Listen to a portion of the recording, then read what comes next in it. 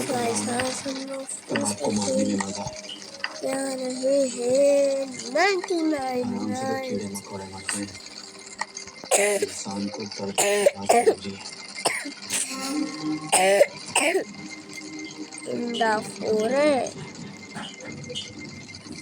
एक बार मार दिया तो मजा नहीं, इसको थोड़ा तड़पना चाहिए, रोना चाहिए। तो परिवार बढ़ाने का बहुत शौक है। इन बंदों के सामने तोड़ने वाली एक कम कर देते हैं।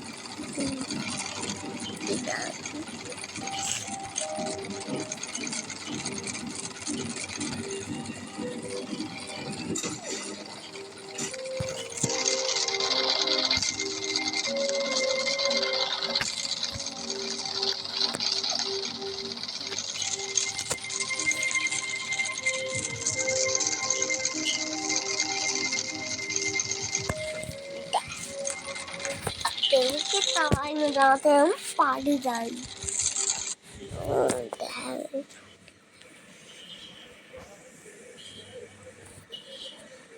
डेट पार्टी यू जे क्या हूँ रखा ये पार्टी टाइम चल रहा है।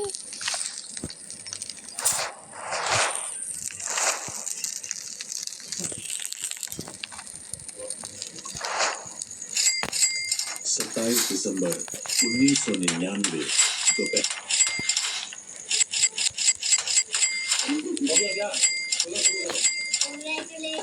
हैप्पी बर्थडे कोई मत बोलना पहले।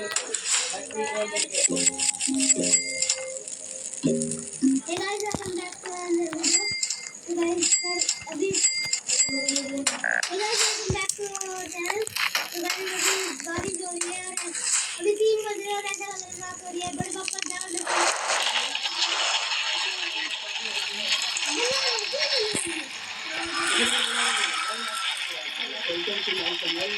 तो अभी हम लिखे हैं उनके बारे में।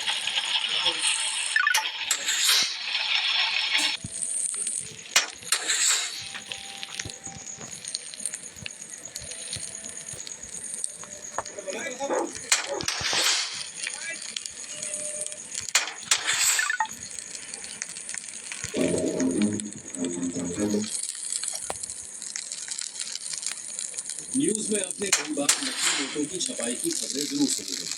कई बार पुलिस ऐसे गिरोहों को पकड़ती है।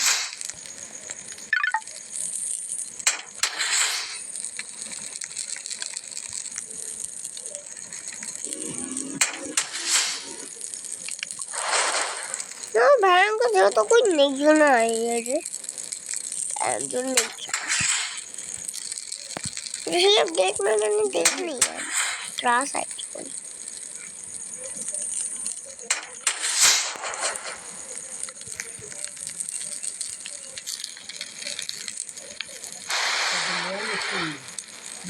तो भाई आज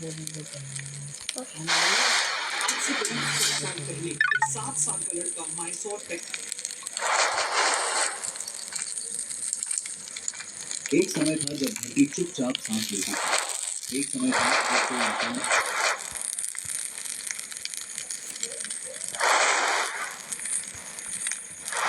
यार किस लेवल का डूब बन जाऊं मैं।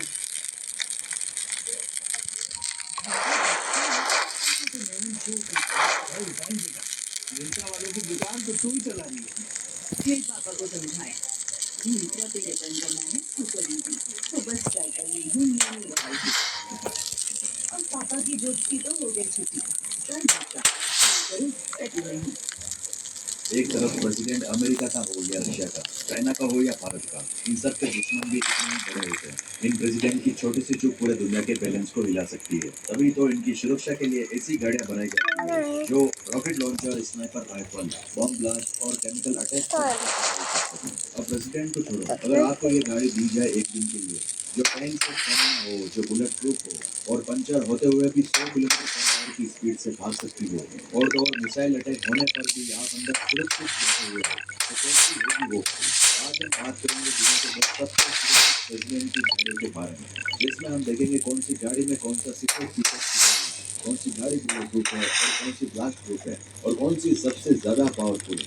और एक और सरप्राइज, आपको हर गाड़ी की असली कीमत भी बताएंगे जो आपको हिलाकर रख देगी। नंबर 10 पर आती है युगांडा के प्रेसिडेंट यूएरी मुसेवेनी की गाड़ी, जो टोयोटा की लैंड क्रूजर 200 सीरीज है। यूएरी मुसेवेनी अपने ऑफिशियल ड्यूटीज के दौरान टोयोटा लैंड क्रूजर 200 सीरीज का उपयोग करते हैं।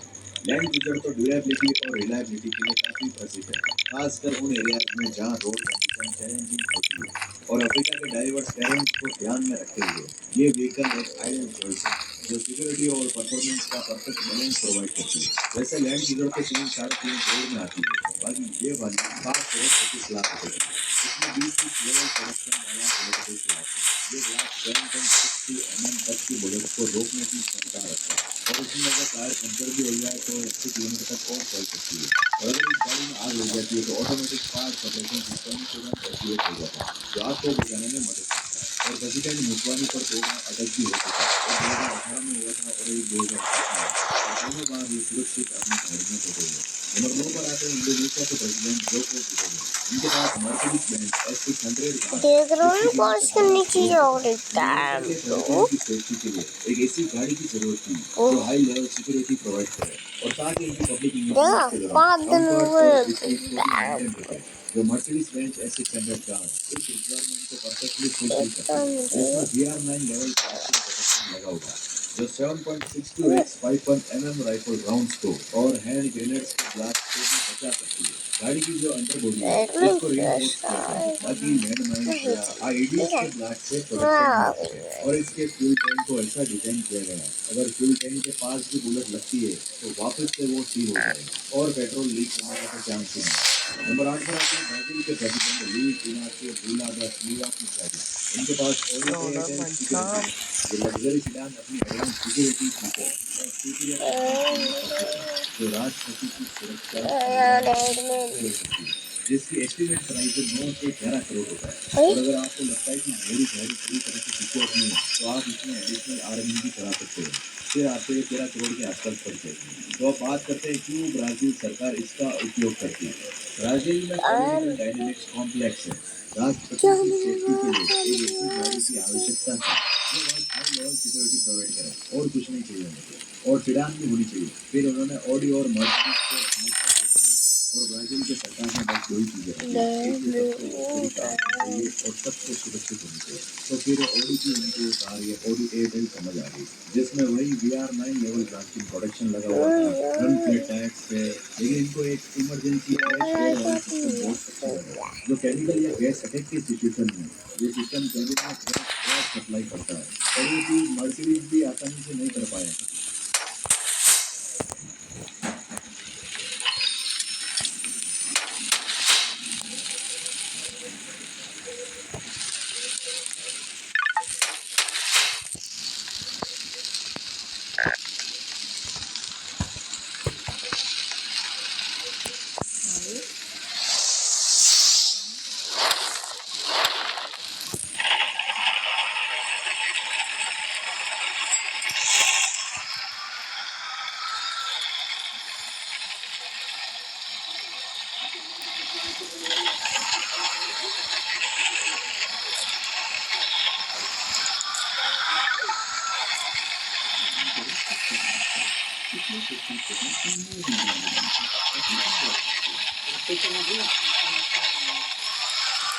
एडमिन अगर आप सुन रहे हो ना तो होली की बारिश का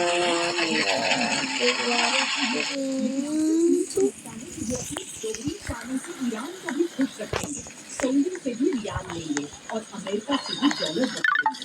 पर डबल गेम अक्सर खुद को ही ले डूबता है, क्योंकि जो आग मुनीर को लग रहा है वही जिया उल हक से लेकर मुशर्रफ तक को लगा। इस पूरे युद्ध में अमेरिका ईरान के जल पर सिर्फ चलाता है, लेकिन अप्रत्यक्ष रूप से जंग के कई और मुख्य युद्ध थे। लेबनान में हिजबुल्लाह आक्रामक था, तो यमन में हूथी लाहौर सागर में डेरा जमा हुआ था, इराक में भी शिया मिलिशिया सक्रिय रहे। इन सब की दो ईरान के आगे इस्लामिक रिवॉल्यूशनरी गार्ड की मदद से ये बेहद खतरनाक संगठन बन चुके थे। लेकिन कई रिपोर्ट्स अब इस ओर इशारा कर रहे हैं कि इन प्रॉक्सीज का खतरा यूरोप, अमेरिका समेत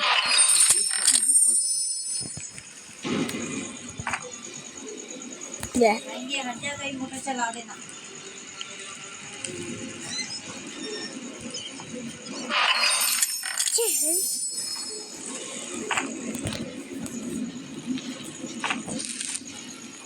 सीरिया और लेबनान में IRGC के अधिकारियों ने नियमित रूप से पैसा, प्रशिक्षण और हथियार देकर हमास और हिजबुल्लाह जैसे संगठन भेज दिए, जिन्होंने इजराइल को हमेशा अटैक की जद में रखा। इजराइल की पलटवार के बाद पहले हमास और अब हिजबुल्लाह को काफी नुकसान पहुंचा, लेकिन एक्सिस ऑफ रेजिस्टेंस के कई घटक अब भी काफी मजबूत हैं।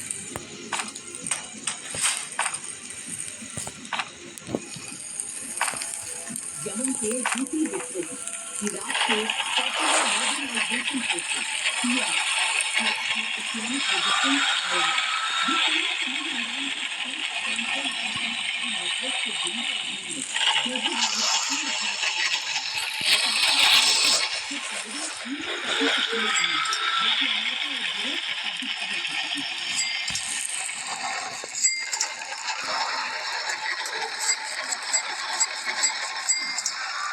के अनुसार ईरान ने पश्चिमी देशों में आपराधिक नेटवर्क के साथ अपनी साझेदारी बढ़ाई है। इन नेटवर्क का इस्तेमाल पत्रकारों, राजनेताओं, यहूदी समुदायों और कुछ असंतुष्टों का निशाना बनाने के लिए किया गया।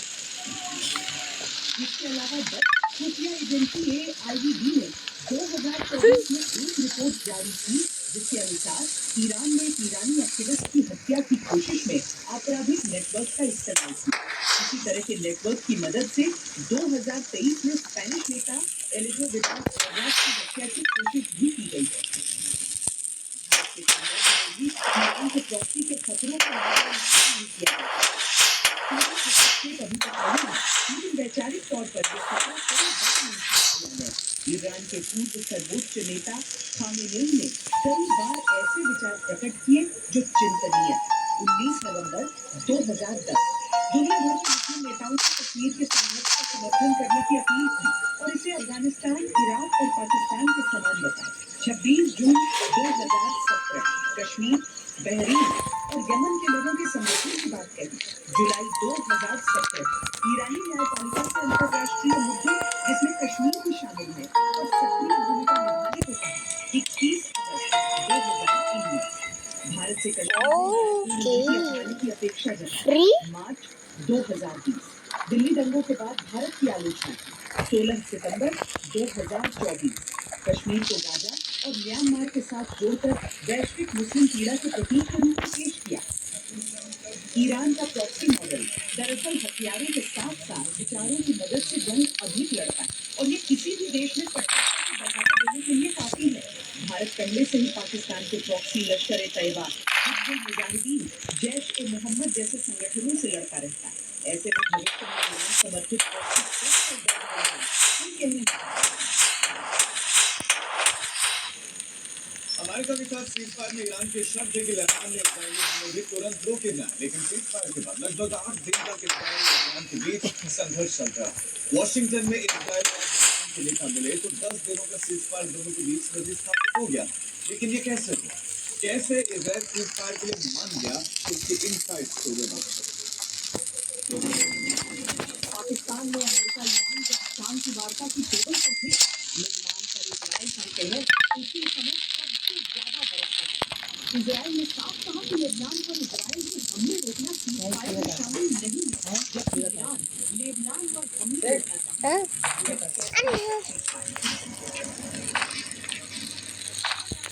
सऊदी अरब के क्राउन प्रिंस मोहम्मद बिन सलमान और ट्रंप से हुई बातचीत के बाद इजरायल और लेबनान के बीच सीजफायर का दक्षिणी लेबनान हिजबुल्लाह का मजबूत गढ़ माना जाता है।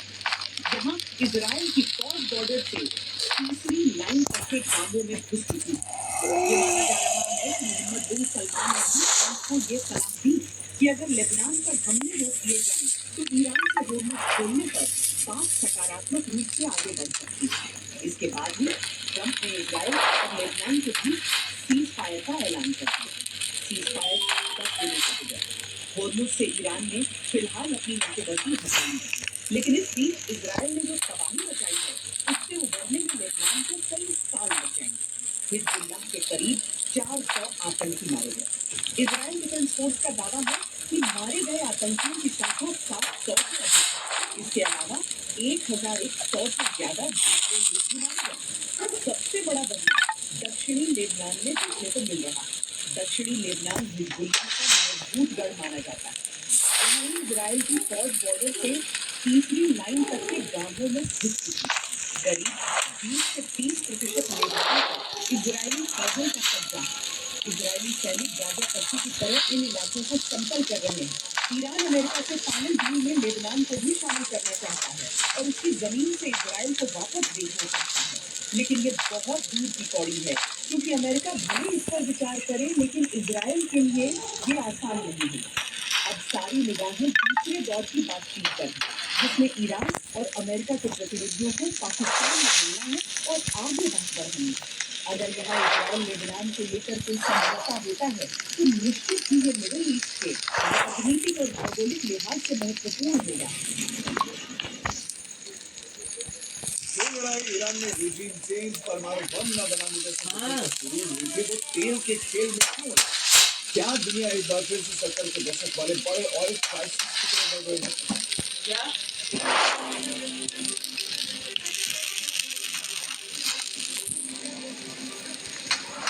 ईरान के लिए उसका ब्लैक गोल्ड यानी कच्चा तेल ही उसकी सबसे बड़ी ताकत है।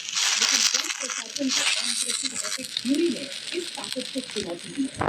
हॉर्मुज़ की खाड़ी में अमेरिकी नेवल ब्लॉकेड और ईरान की खुद की पाबंदियों की वजह से तेल निर्यात का दर पूरी तरह चढ़ रहा है।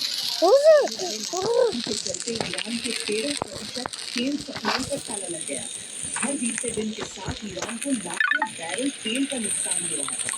ईरान ने पहले होर्मुज़ स्ट्रेट में तेल गैस सप्लाई रोकी थी, जिसके जवाब में अमेरिका ने नाकेबंदी कर दी। इसका सीधा असर चीन पर भी पड़ रहा है।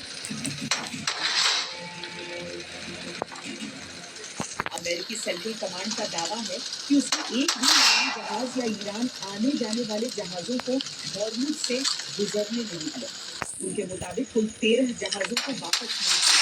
15 अप्रैल को ईरान का झंडा लगाए एक जहाज ने नाकेबंदी तोड़ने की कोशिश की, लेकिन अमेरिकी guided missile destroyer USS France ने उसे वापस लौटने पर मजबूर कर दिया। लेकिन अब इस तनाव के बीच इजराइल और लेबनान गुरुवार को से शुरू होने वाले 10 दिनों के युद्ध विराम पर सहमत हो गए।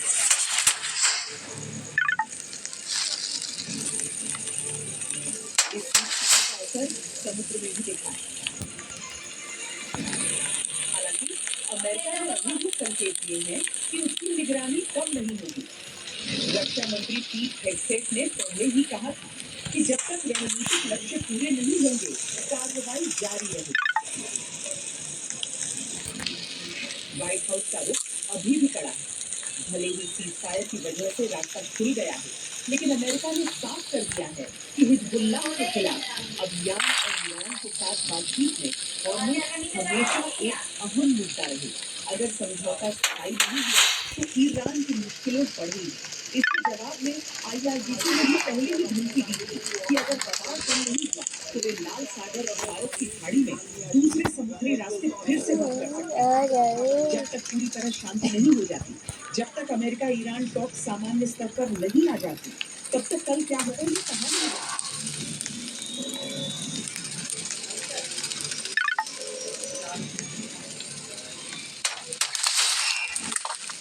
वॉर रूम में आज के लिए बस इतना है, लेकिन देश और दुनिया की तमाम खबरों के लिए आप देखते रहिए आज प्रेजेंटेड बाय पतंजलि जल जागरूक से complete oil health checkup.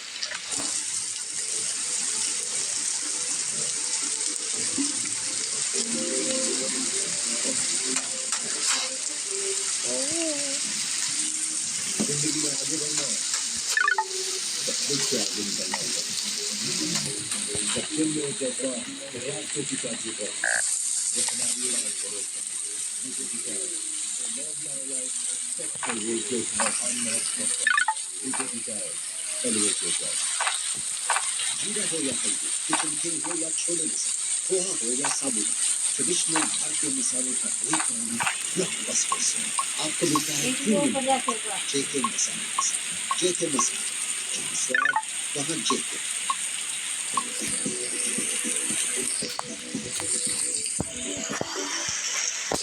Congress party और विपक्षियों को भारत की महिलाओं का जितना झेलना पड़े, मैंने तो सही बता दी।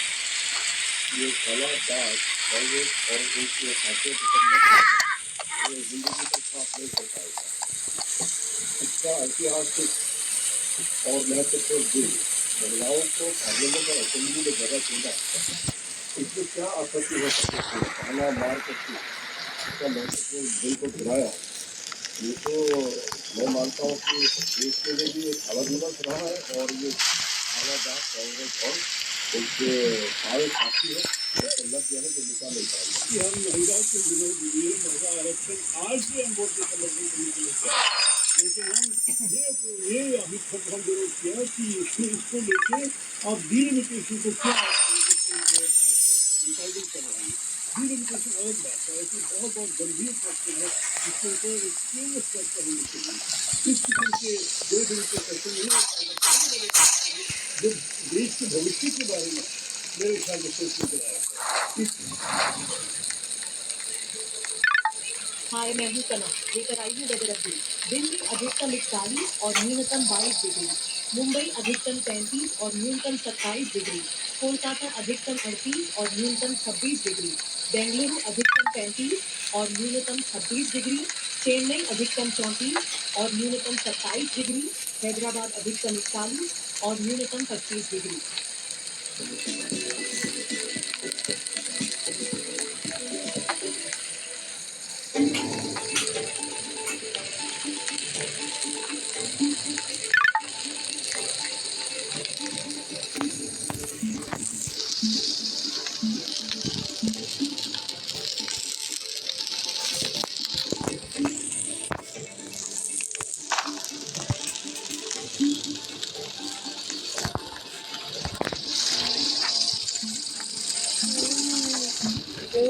चीज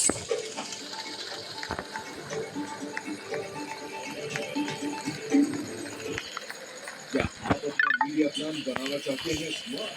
तो चलिए नए चैनल आज तक लाइव टीवी को अपने कनेक्टेड डिवाइसेस पर पहुंचिए। इंटरनेट से जुड़े करीब 100 मिलियन स्मार्ट व्यूअर्स तक। एडवर्टाइज करने के लिए ईमेल कीजिए sales@outlook.com। क्या आप अपना मीडिया प्लान बनाना चाहते हैं स्मार्ट? तो चलिए नए चैनल आज तक लाइव टीवी को अपने कनेक्टेड डिवाइसेस पर पहुंचिए। इंटरनेट से जुड़े करीब 100 मिलियन स्मार्ट व्यूअर्स तक। एडवर्टाइज करने के लिए ईमेल कीजिए sales@outlook.com। हॉटस्टार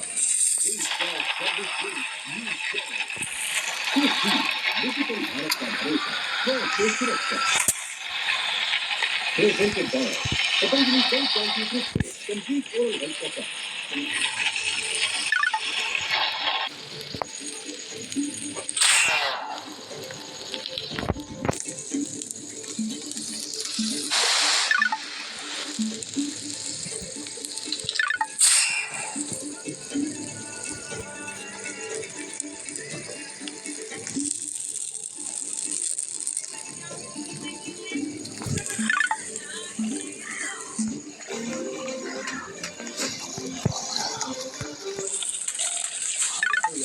किचन किंग हो या छोले मसाला, पोहा हो या साबुदाना, ट्रेडिशनल भारतीय मसालों का वही पुराना ब्लॉकबस्टर स्वाद आपको मिलता है प्रीमियम क्वालिटी जेके मसाले के साथ। जेके मसाला, जहाँ स्वाद वहाँ जेके।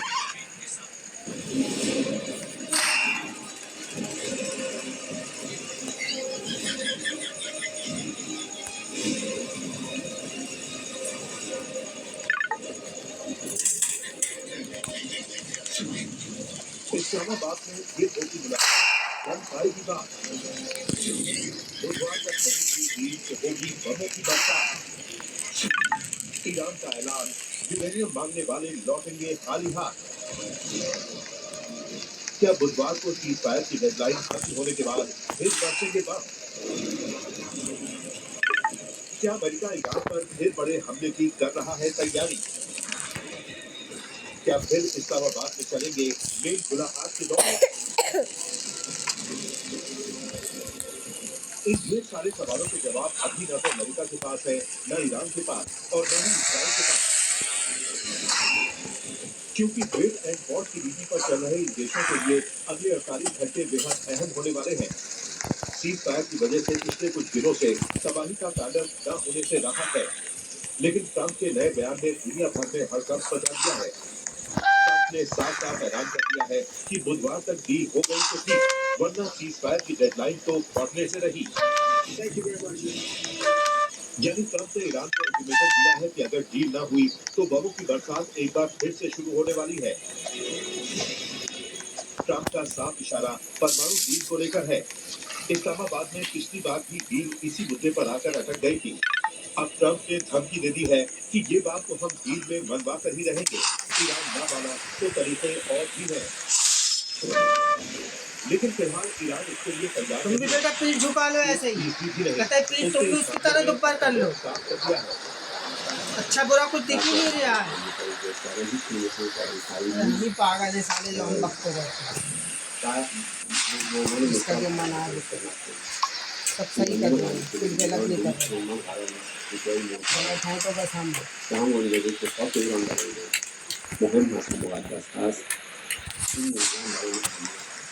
खाना दिख पा रहा है या नहीं दिख रहा है?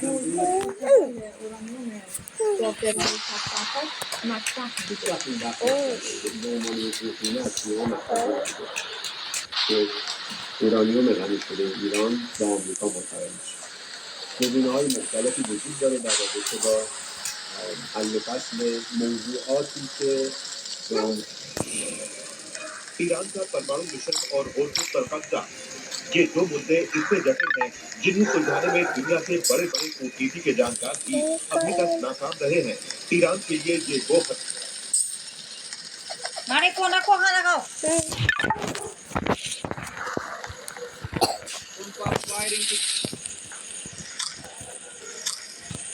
मंत्रालय ने ईरान के राजदूत को तलब कर दिया।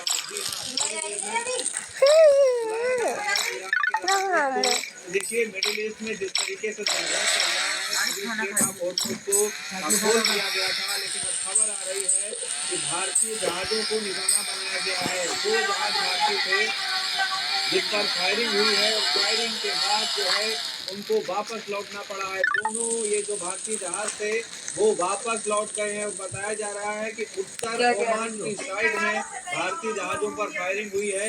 हालांकि ईरान की तरफ से ऐसी कोई चेतावनी भी नहीं दी गई और ताबड़तोड़ फायरिंग कर दी गई भारतीय जहाजों पर। तो देखिए भारतीय जहाजों पर ये फायरिंग की खबर है, ये बहुत बड़ी खबर है। आपको इस वक्त बता रहे हैं, इस वक्त साझा कर रहे हैं कि किस तरीके से ईरान ने एक तरफ दूसरी तरफ, अब देखिए स्टेट ऑफ होर्मुज को पूरी तरीके से बंद कर दिया है ईरान ने, और अमेरिका को चेतावनी दी गई है कि वहाँ से तुरंत जो है अपनी नाकेबंदी अमेरिका जो है वो खत्म करे। लेकिन इस बीच भारतीय जहाज़ों को निशाना बनाने की खबर आ रही है।